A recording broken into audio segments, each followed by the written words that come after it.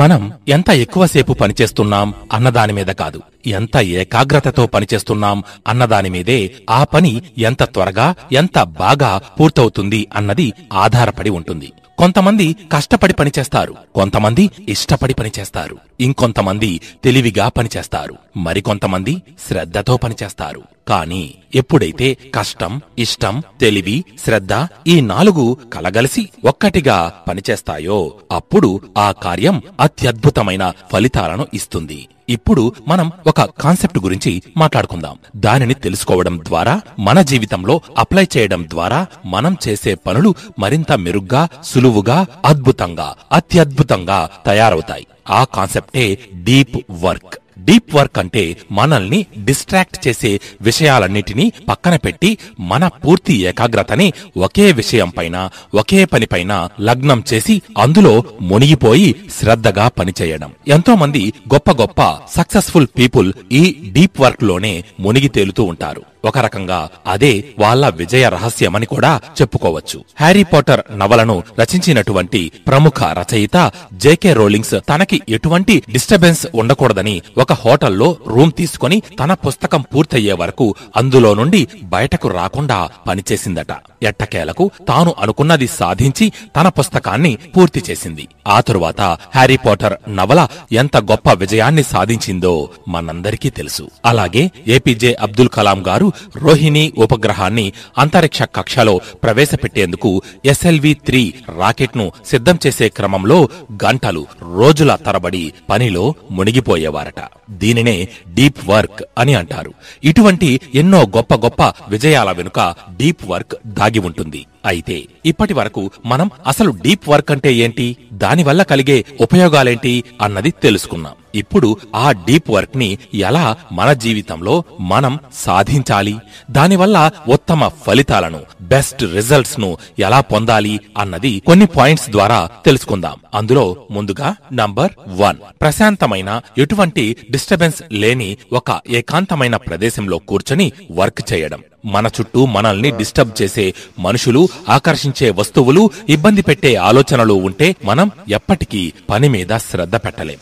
మన సమయమంతా వాటికి సంబంధించిన చర్యలతోనే వృధా అయిపోతుంది. కాబట్టి డీప్ వర్క్ లోకి వెళ్లాలంటే అటువంటి డిస్ట్రాక్షన్స్ అన్నిటినీ పక్కన పెట్టేయాలి. అందుకోసం మనం ఏదైనా ఎవరూ లేని ప్రశాంత ప్రదేశంలోనో లేదా ఒక రూమ్ లోనో ఇలా మనకు నచ్చిన చోట కూర్చుని పనిచేయవచ్చు. మనం పనిచేసేది కొద్దిసేపే అయినా పూర్తి ఏకాగ్రతతో మన ఫుల్ ఫోకస్ దాని మీద పెట్టి పనిచేయాలి. ఇలా చేయడం వలన ఏకాగ్రత బాగా కుదురుతుంది, పనిలోని నాణ్యత పెరుగుతుంది.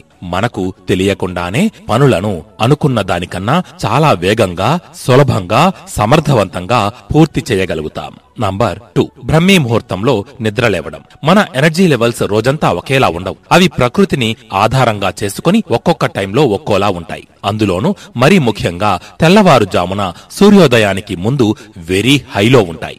ఆ సమయంలో మన మెదడు బాగా చురుకుగా పనిచేస్తుంది. కాబట్టి ఈ సమయంలో పనులను చేయడం ద్వారా మన ప్రొడక్టివిటీ ఎన్నో రెట్లు పెరుగుతుంది. అందుకే దీనిని మన పూర్వీకులు బ్రహ్మ ముహూర్తం లేదా బ్రహ్మీ ముహూర్తం అని అన్నారు. మరీ ముఖ్యంగా విద్యార్థులు ఈ సమయంలో నిద్రలేచి చదవడం ద్వారా ఒక్కసారి చదివితే చాలు అవి గుర్తుండిపోతాయి. కేవలం స్టూడెంట్స్ అనే కాదు, రచయితలు, సైంటిస్టులు, కళాకారులు లేదా వర్క్ ఫ్రం హోం చేసేవాళ్లు, ఇలా ఎవరైనా సరే ఈ బ్రహ్మీ ముహూర్తాన్ని సరిగ్గా వినియోగించుకుంటే అద్భుతాలను, అత్యద్భుతాలను చేస్తారు.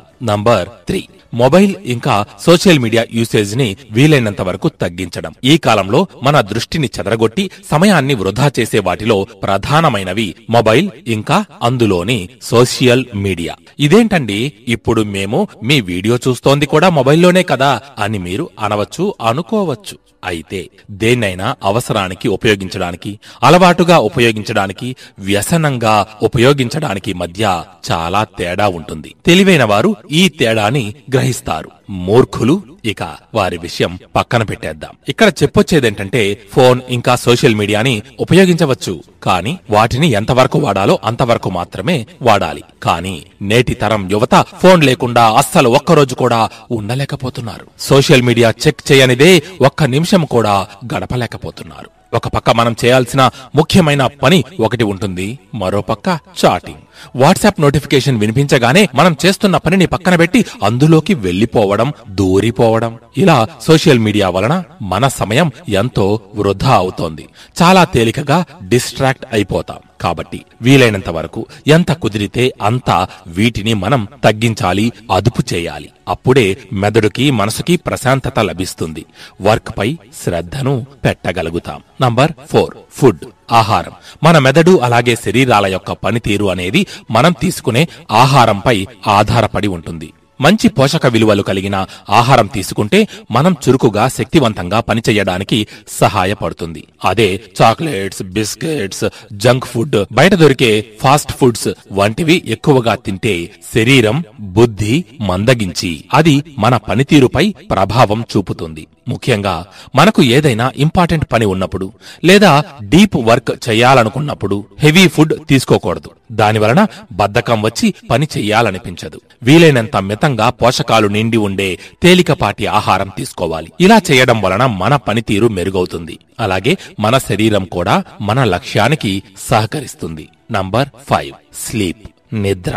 మన ఆరోగ్యానికి, అద్భుతమైన పనితీరుకి నిద్ర ఎంతో అవసరం. సరిపడా నిద్ర లేకపోతే మనం దేని మీద ఫోకస్ చేయలేము, ఏ పని చేయడానికి ఆసక్తి ఉండదు.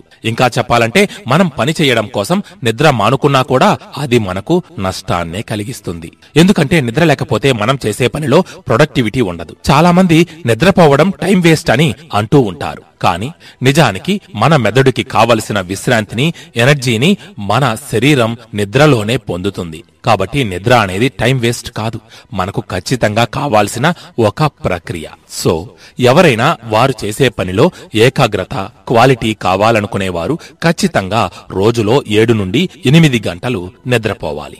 ఇక నంబర్ 6, పని మధ్యలో చిన్న చిన్న గ్యాప్స్ తీసుకోండి. మనం మొదట్లో అంటే ఫస్ట్ పాయింట్ లో చెప్పుకున్నట్టు ఎవ్వరూ ఎటువంటి డిస్ట్రాక్షన్స్ లేని ఒక ఏకాంత ప్రదేశంలో కూర్చొని పని చేసుకుంటే మనకు ఎదురయ్యే అతిపెద్ద శత్రువు ఎవరో తెలుసా? మన ఆలోచనలు, మన థాట్స్. వేటినైనా ఆపవచ్చు గాని ఈ ఆలోచనలను కంట్రోల్ చేయడం చాలా కష్టం. నేల మీద నడిచే చిన్న చీమ దగ్గర మొదలై అంతరిక్షపు గ్రహాంతర వాసుల వరకు ఇలా ఎటెటో పోతూ మొత్తం మన పని సమయాన్ని తినేస్తాయి ఈ ఆలోచనల ప్రవాహాలు. కాబట్టి మన ఆలోచనలు మనం చేస్తున్న పని మీద తప్పితే ఇతర విషయాల మీదకు వెళ్లకుండా ఉండాలంటే మనం చేస్తున్న పని మధ్యలో చిన్న చిన్న బ్రేక్స్ తీసుకుంటూ ఉండాలి. ఒక 45 నిమిషాలు కాన్సంట్రేటెడ్ గా డీప్ వర్క్ చేసి ఒక 15 నిమిషాలు బ్రేక్ తీసుకోవచ్చు. ఆ తర్వాత మళ్ళీ 45 నిమిషాల వర్క్, 15 నిమిషాల బ్రేక్. ఇలా కంటిన్యూ చేయడం వలన బ్రేక్ సమయంలో మన మైండ్ రిఫ్రెష్ అయ్యి, రీఛార్జ్ అయ్యి చేస్తున్న పని మీద ఏకాగ్రత కుదురుతుంది. క్వాలిటీ అవుట్పుట్ బయటకొస్తుంది. Number 7, meditation. ఇంతకుముందు కూడా మనం చాలాసార్లు ఈ మెడిటేషన్ చేయడం వలన కలిగే ఉపయోగాల గురించి, లాభాల గురించి చెప్పుకున్నాం, మాట్లాడుకున్నాం. అయినా మళ్లీ చెబుతున్నామంటే దీని యొక్క ప్రాముఖ్యత అలాంటిది. మనశ్శాంతి, ప్రశాంతత, ఏకాగ్రత, ఆరోగ్యం, ఇలా మన జీవితంలోని ప్రతి అంశంలో మనం బాగుండడానికి, మెరుగుపడడానికి ఈ ధ్యాన పద్ధతి అనేది చాలా బాగా ఉపయోగపడుతుంది. ప్రతిరోజు మెడిటేషన్ చేస్తూ ఉంటే మన ఏకాగ్రత అంతకంతకు పెరుగుతూ పోతుంది. ఏకాగ్రత, ఫోకస్ ఉంటేనే మనం ఏ పనిలోనైనా విజయం సాధించగలుగుతాం. ఆ రెండింటినీ ఈ మెడిటేషన్ మనకు ప్రసాదిస్తుంది. కాబట్టి ప్రతి ఒక్కరూ ఖచ్చితంగా రోజులో కొంత సమయం ప్రశాంతంగా ధ్యానం చెయ్యాలి. నంబర్ 8, ఒక టైం టేబుల్ ని ప్రిపేర్ చేసుకోవాలి. ఒక పనిని ఎప్పుడైనా చేయొచ్చులే అన్న ధీమా ఉంటే దానిని ఎప్పటికీ చెయ్యలేం. అలాగే ఎప్పుడు పడితే అప్పుడు మనం డీప్ వర్క్ లోకి కూడా వెళ్ళలేం. కాబట్టి మనం ఒక టైం టేబుల్ ని ప్రిపేర్ చేసుకుని ఎప్పుడు పని చేయాలి అన్నది కూడా నిర్ణయించుకోవాలి. అలా మనం నిర్ణయించుకున్న టైంలో మిగతా విషయాలన్నిటినీ పక్కన పెట్టి కేవలం మన వర్క్ మీద మాత్రమే ధ్యాస పెట్టాలి. ఇలా ప్రతిరోజు ఒకే టైంలో పనిచేస్తూ ఉంటే అది మనకు ఒక అలవాటుగా మారిపోతుంది. ఆ తరువాత దానిని మనం మానేయాలనుకున్నా మానలేం. తేలికగా డీప్ వర్క్ లోకి వెళ్లిపోవచ్చు. మిత్రమా, డీప్ వర్క్ కి సంబంధించిన విషయాలు మరియు అంశాలను గమనించారు కదా. ఇప్పుడు మనం చెప్పుకున్న ఈ టిప్స్ మీ వర్క్ విషయంలో అలాగే వృత్తిపరంగా ఎంతో కొంత జీవితంలో పైకెదగడానికి ఉపయోగపడతాయని ఆశిస్తున్నా. వీటిని కేవలం అలా విని వదిలేయడం కాకుండా ఒక్కసారి ప్రాక్టీస్ చేసి చూడండి. ఖచ్చితంగా అద్భుతమైన ఫలితాలను పొందుతారు. ఇది రాసిపెట్టుకుంటారుగా?